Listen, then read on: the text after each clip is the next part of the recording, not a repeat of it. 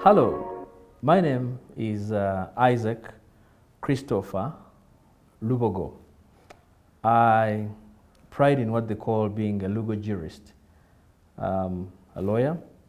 I hold a Bachelor of Laws, a Master of Laws, and finishing my Doctorate of Laws.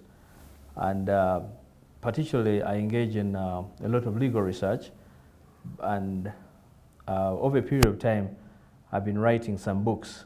I think now we have about 20 books right now in the pipeline in terms of what we have done. You will probably ask yourself and say, why these many books? But I think it was Dr. Miles Munro who said that the wealthiest place on this earth is a graveyard. And the only way you die happy if you die empty.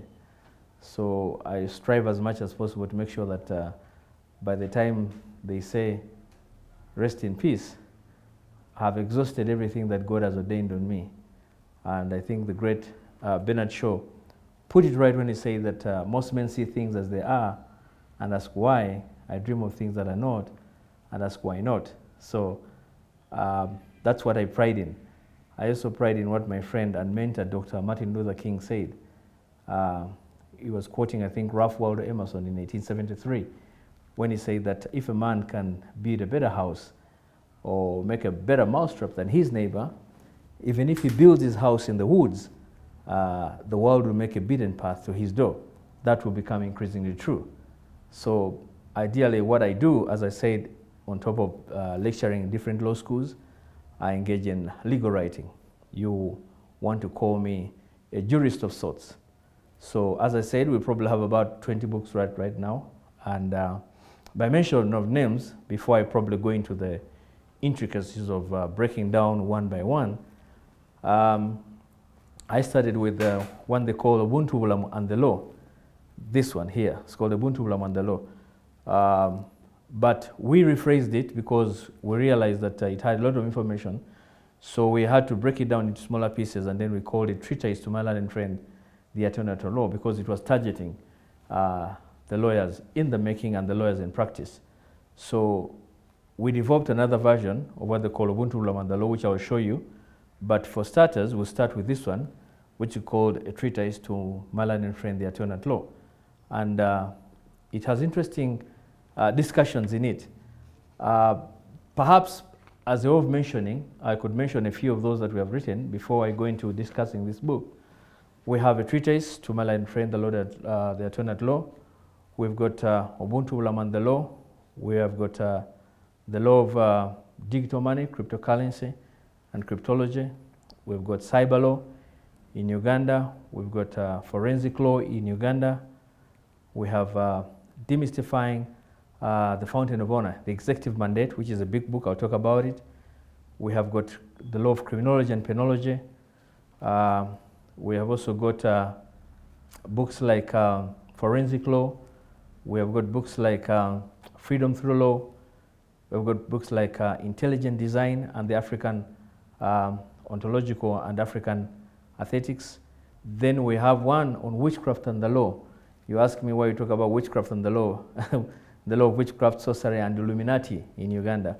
And then we've also got one we're talking about the law of psychology, because we realize that the law of psychology is something that is actually not evident in our laws here.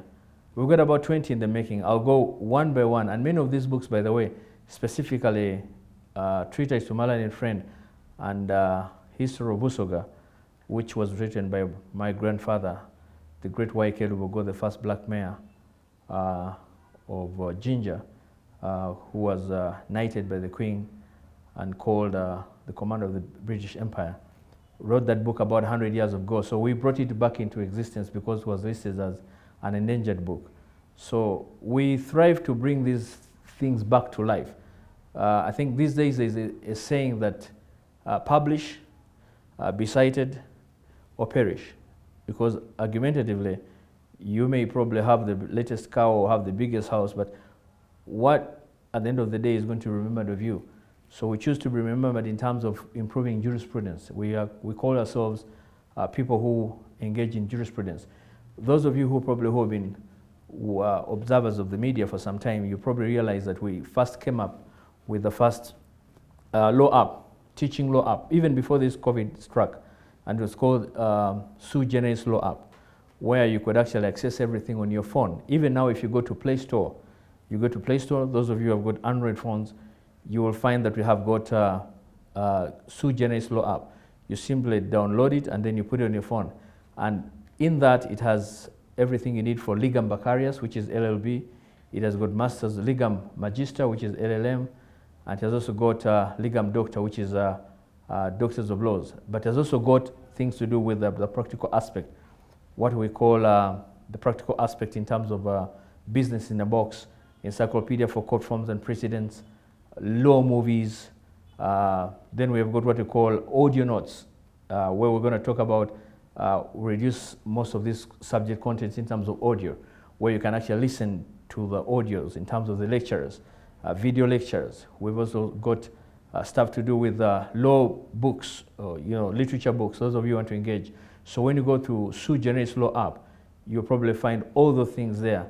And probably if you go to lubogo.org, again, you'll probably find everything you probably need to know.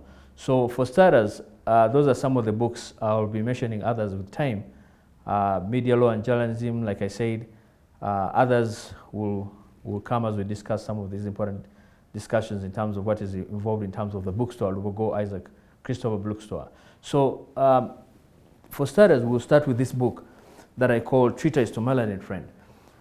And this is targeting people like you and I, and it's dedicated to people like you and I. And I begin by dedicating this book to my two children, Zion Margaret Lubogo and Israel YK Lubogo. And let me read something interesting for you from a movie called The Great Debaters. Some of you have had the liberty of listening to The Great Debaters. Who is the judge? The judge is God. Why is he God? Because he decides who wins or loses and not my opponent. And who is my opponent? He doesn't exist. Why does he not exist? Because he's a mere descending force for the truth I speak. So when you, this is an encouragement, it's a motivational book, and it's intended to encourage every one of you whoever wants to comprehend with the juggles of life. And by way of introduction, I would like to read something very important for you, because it's important in terms of giving you a basis of where we come from. Most often than not, the law is usually argued in terms of sworn commitments, what they call assets of absolute fixed ideas within rigidly narrow parameters. In other words, the letter of the law is actually often framed in terms of absolutes, stated in black and with white, but with very often served in shades of gray. We are humans in our weakest moments, and perhaps our noblest, and we're indeed humans. That's why in most cases we temper with those black and white absolutes with the aid of juries, what they call Ubuntu Ulam, as I argued in my other book called Ubuntu Ulam and the Law, where, by the way, I'm doing actually concentrate in terms of my PhD on law, in terms of the doctorates of law, in terms of Ubuntu Ulam as a constitutional jurist, if you like.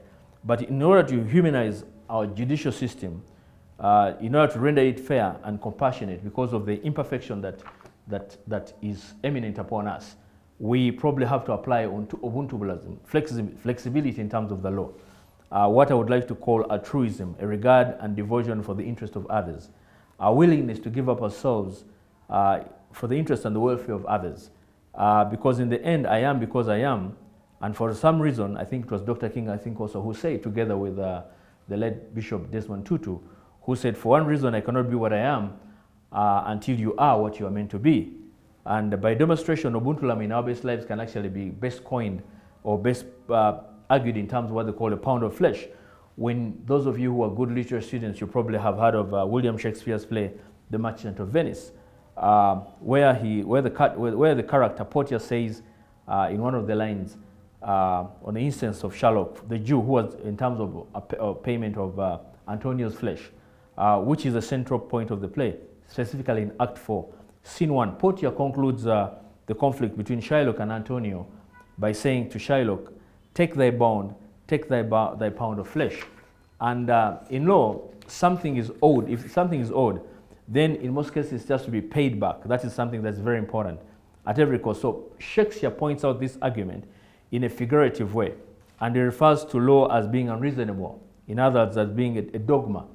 That actually brought up my other book called Freedom Through Law, because I argued in terms of the dogma of the law, where the law follows this principle of dogma. As it was, shall it be forever and ever. So one of my arguments by one of the books is to try to change, to make the law flexible so that we make it in terms of user-friendly. Because those of you who probably have done some kind of constitutional law, you know that the law was actually incepted on us, or brought on us by way of the order in council and the inception clause. So we end up borrowing or become grafted on something that was never originated within our natural ambits in terms of development as a law. So Shakespeare expresses this forceful penalty for Antonio, and then Portia repeats his lines with a resolution in Act 4. Shakespeare's Merchant of Venice, basically, if you look at line 29, 295 to 309, Shylock says, "Most laden John, a sentence, come, prepare." And Portia replies, "This bond doth give thee, hear not a jot of blood, but words expressly are a pound of flesh." The argument here is that if you lent me money, and the deal was that I should give you a pound of flesh, then the argument should be you should be able to only get your pound of flesh. Anything more, anything less is outside what we dealt with.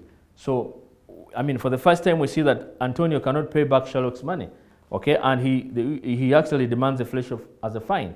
And Portia skillfully manipulates what we call legal hair splitting in terms of his application of the law, and he was able to argue and say, if you drop any blood on top of the pound of flesh, then we're going to take your property. And at that point, we realized that Shylock, his hands were tied. So what am I saying? That is the law. The law is the dogma. So we need to imply in terms of the argument of the application of Ubuntu Mulamu and the law. And I'd like also to argue in terms of what my friend said, Justice Oliver Wendell, perhaps regarded as one of the wisest lawyers in American jurisprudence, that wanting to become a lawyer is divinely inspired. So everything you're going to find in this book, and this book is proudly written also in terms of audio, because we have actually reduced this book in terms of audio.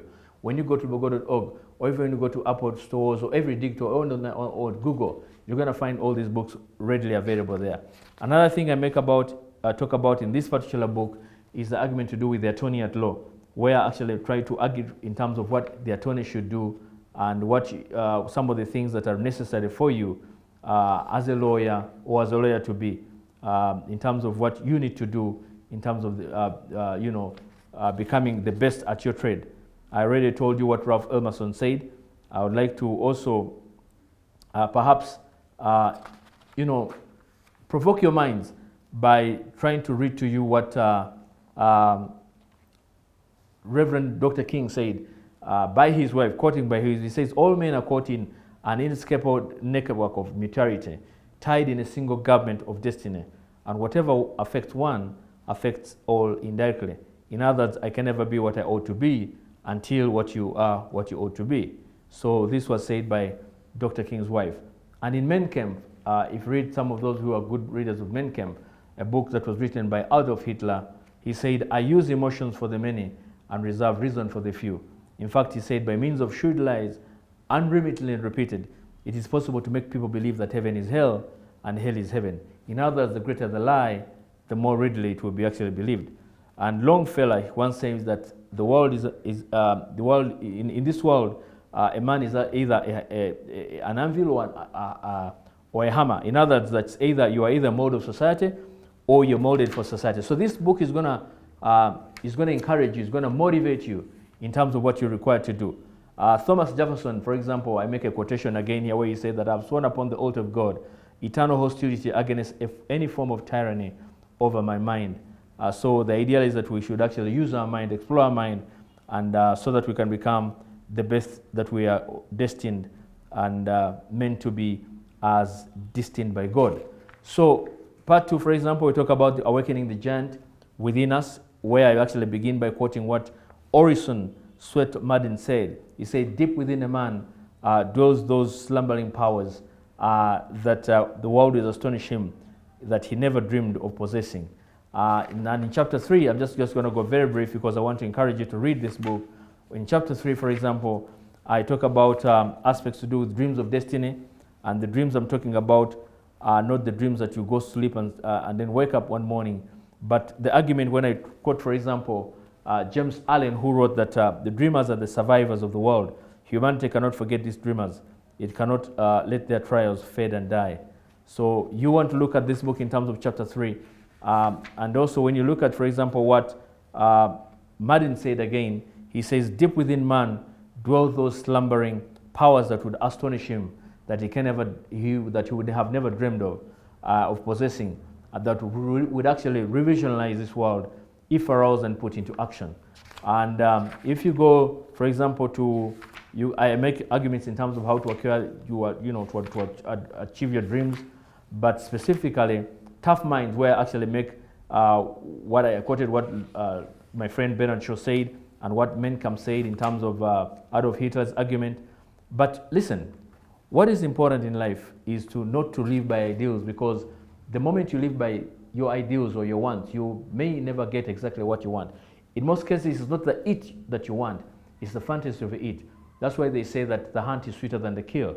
So in most life, we have to be propounded by small things like integrity, rationality, and self-sacrifice, because in the end, we're going to be measured in terms of how best we can be able to be a blessing to our brother or sister.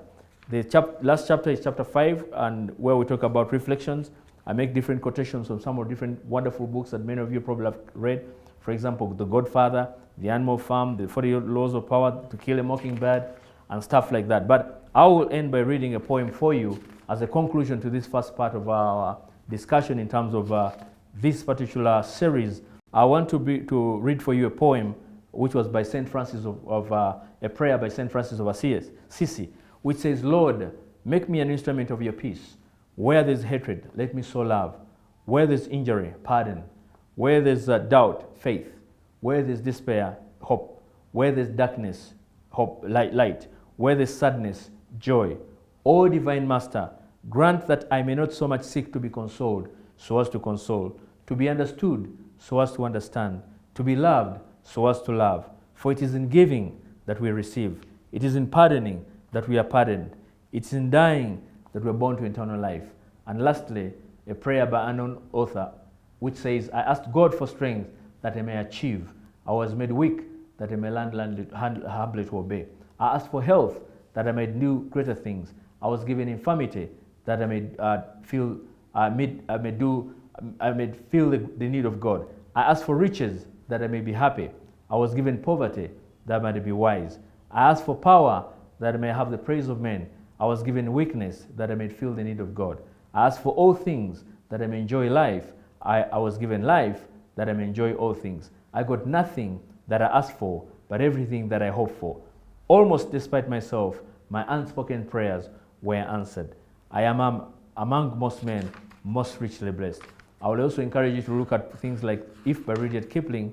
But lastly, this is a dedication to my listeners and to those of you who want to be what they call animis optimum legalis, who operate under what they call animis opibusque parati, to become what they call magnum opus in a sui generis generation. Listen to this. This is a soul. This is a poem called My Soul Has a Heart by Mario Di Angel. I counted my hours and realized that I have less time to live by than I have lived so far. I feel like a child who has won a pack of candies. At first when he ate them with pleasure, but when he realized that there was little left, he began to taste them intensely. I have no time for endless meeting where statutes, rules, procedures, internal regulations are discussed, knowing that there is nothing that can be done. I no longer have patience and stand beside people who, despite their chronic age, have not grown up. My time is too short. I want the essence. My spirit is in a hurry. I don't have much candy in the package anymore. I want to live next to humans, very realistic humans, who know how to laugh at their mistakes and who are not inflated by their own triumphs, or who take responsibility for their actions. In this way, human dignity is defended and we live truth and honestly. It's the essentials that make life useful. I want to surround myself with people who know how to touch the hearts of those whom had strokes of life have actually have learned to grow with sweet touches of the soul. Yes, I am in a hurry. I am in a hurry to live with intensity that only maturity can give. I do not intend to waste any of the remaining desserts. I'm sure they will be exquisite, more than those eaten so far. My goal is to reach the end, satisfied and at peace with my loved ones, with my conscience, We have two lives. This is the most important. We have two lives, and the second begins when you realize that you have only one life left. God bless you, and thank you for your attention. Look for this book. Look for the audio as well, because they're all available. God bless you.